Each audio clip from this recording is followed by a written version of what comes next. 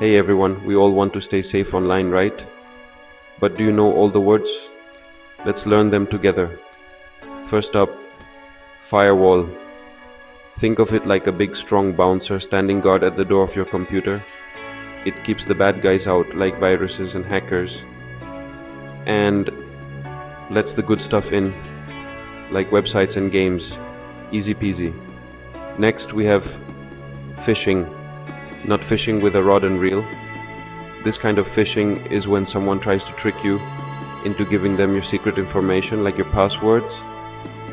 It's usually done through sneaky emails or messages. If you get one, just delete it. Don't click on anything. Now for malware, that's short for malicious software. It's like a bad cold for your computer. It can slow things down or even steal your information. Yuck. Make sure your antivirus software is up to date and it'll keep your computer healthy. Last but not least, VPN. Sounds complicated, right? It stands for Virtual Private Network. Imagine it like an invisibility cloak for your internet activity. It keeps what you do online private and safe from prying eyes.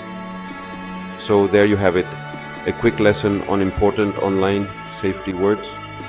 Stay safe online, every culture. Stay fine, everyone, and remember, think before you click.